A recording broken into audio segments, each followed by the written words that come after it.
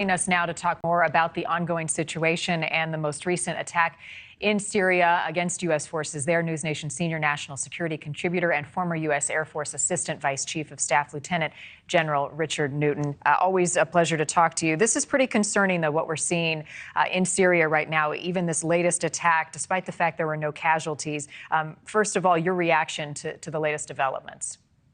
Well, first, those forceful words by Secretary Austin, I think, are spot on. These attacks, by the way, General Kurilla, the commander of U.S. Central Command, who Allison just noted, we've actually had 78 attacks against U.S. forces in Syria and parts of Iraq, since February 2021.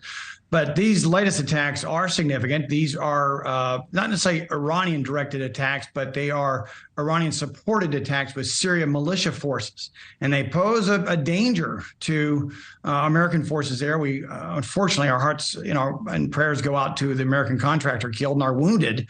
But nonetheless, we have about 900 U.S. troops there. It's significant that they remain there because their mission, they're on the hunt for continuing to defeat ISIS. And I think it's significant that they continue that. However, the government of Syria and certainly Iran do not want the United States positioned, nor do they want us supporting coalition forces there at all. So this is where this is coming from. Right. And a mission that started in 2015. Iran's weaponry exponentially more capable than it was 5 years ago. That, according to the general. What do we know about those capabilities? Well, they are. And again, General Kurilla testified in the full House Armed Services Committee that exponentially capable increase in weaponry from Iran over the last 5 years. Also, Iran has the largest arsenal of ballistic missiles and cruise missiles in the Mideast. And that's significant as well, because they pose a threat not only, in Syria, and certainly where our U.S. troops there in the northeastern part of Syria, or maybe down in the southeastern part towards the Iraq-Jordanian border, but they also pose threat to other elements and friends and allies in the Mideast. Let me also point out, Marni, that the Iranians have recently provided their drones to Russia in the conflict in Ukraine. And so they're not necessarily just focused on defending themselves. Obviously not. They're outside of their borders.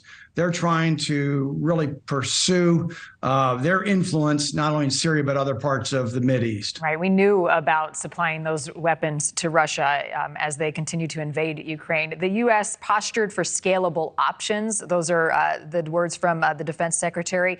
What are the U.S. options? U.S. options are there's a number of them. And again, General Kurilla made it very clear it would be scalable.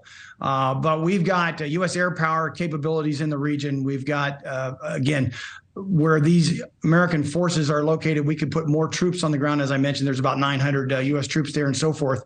But we will not be deterred. We will not be dissuaded from going after and killing off the remnants of ISIS. Another point here is that it's important that our U.S. troops be in Syria in this particular point, because they're supporting the Syria Democratic Forces, which are really Kurdish-backed, but also to prevent Iran from becoming an anchor in Syria, where they can, again, certainly influence other capabilities, not only in Syria, but elsewhere. And so we don't want them to be a platform to extol their influence outside of Syria-Iran area. So the latest strikes from Iran, we have that. We know Iran has been supplying Russia with weapons in its invasion of Ukraine. China has not condemned Russia for that invasion. The recent visit between Xi Jinping and Vladimir Putin, the bromance that so many have characterized it as, does that encourage bad behavior from nations like Iran, like North Korea? Does that concern you?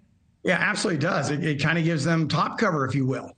The four existential threats in priority are China, Russia, Iran, and North Korea, and in that order. And so it certainly does. And it certainly now brings to the world stage, as we see Putin and Xi here meeting, as the global statesman.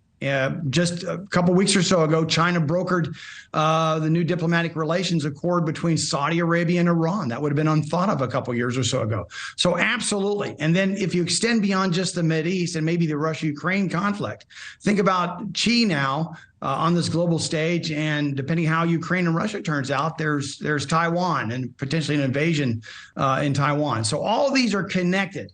And it also gives cover, it also gives support to rogue nations such as Iran, who, by the way, still is the largest exporter of terrorism in the world.